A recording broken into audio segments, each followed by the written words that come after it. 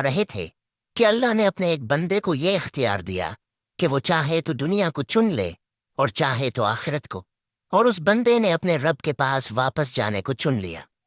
ये अल्फाज मस्जिद में गूंज उठे, दिलों को बिजली की तरह छू गए, आंखों में आंसू भर आए। सहाबा सदमे में थे, वो बमुश्किल यकीन कर पा रहे थे कि उन्होंने क्या सुना है। उनके दिल गम से भर गए और सब इकट्ठे रोने लगे। रहमत आलम, सरदार दो जहां, नबियों के सरदार सल्लल्लाहु अलैहि वसल्लम उनसे रुखसत होने की तैयारी कर रहे थे, और हर कोई उस जुदाई की तकलीफ दिल की गहराइयों से महसूस कर रहा था। नबी करीम सल्लल्लाहु अलैहि वसल्लम की आखिरी अय्याम की ये दास्तान हर दिल को छू जाएगी। बिस्मिल्लाहिर्रहमानिर्रहीम। अल्लाह के रसूल को तमाम जहानों के लिए रहमत बनाकर भेजा गया था, और आपने अपनी पूरी जिंदगी इसी रहमत को फैलाने में गुजार दी। अब हम इस रहमत वाले नबी सल्लल्लाहु अलैहि वसल्लम के आखिरी लम्हात की तरफ बढ़ रहे हैं।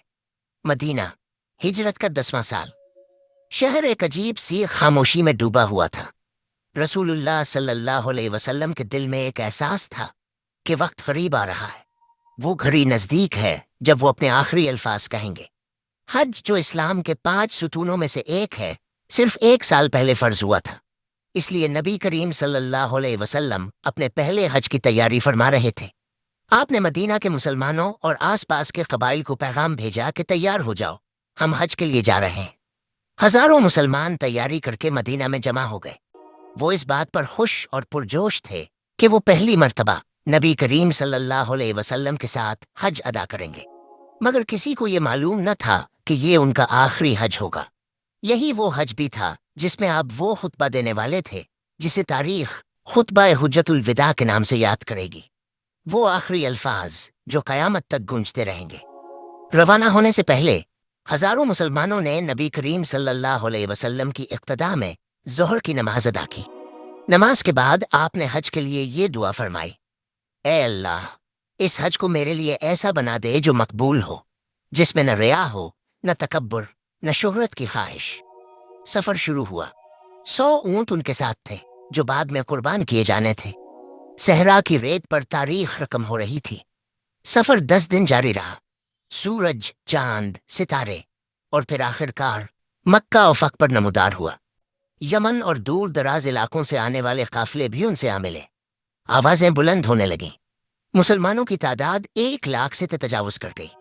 सोचें, सिर्फ 10 साल पहले उन्हें इसी शहर से अबू बकर रज़ी अल्लाह अन्हु के साथ खामोशी से हिजरत करना पड़ी थी। उस वक्त मुसलमानों की तादाद बहुत कम थी। आज लाखों अहले ईमान एक साथ खड़े थे। ये हज तारीख की सबसे अजीम वापसी का ऐलान कर रहा था। रसूलुल्लाह सल्लल्लाहु अलैहि वसल्लम मुतमईन थे, वो अपना हज मुकम्मल करेंगे।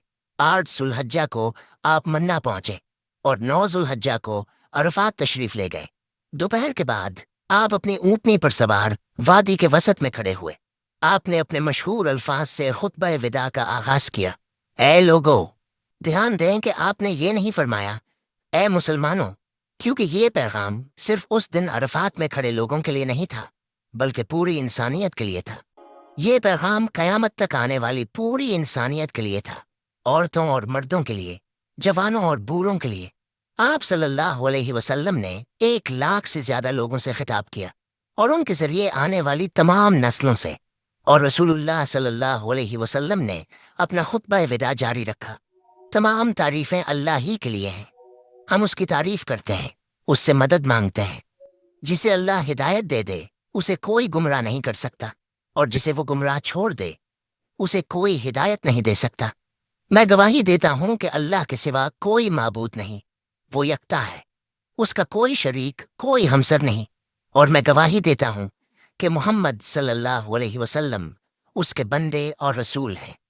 ये अल्फाज बोझल थे, कई दिल कांप उठे। बहुत से सहाबा के दिल में सवाल उभरे, क्या ये वाकई अलविदा है? रसूलुल्लाह सल्लल्लाहु अलैहि वसल्लम ने फरमाया, ए लोगो, जिस तरह आज का तुम्हारा ये दिन हुर्मत वाला है, तुम्हारा ये महीना हुर्मत वाला है, और तुम्हारा ये शहर मक्का हुर्मत वाला है, इसी तरह तुम्हारी जानें, तुम्हारे माल और तुम्हारी इज्जतें भी हुर्मत वाली हैं। ये हर तरह के नुकसान और ज्यादती से महफूज है। मेरे साथियों, बहुत जल्द तुम अपने रब से मिलोगे और तुमसे आज के अमाल के बारे में सवाल होगा।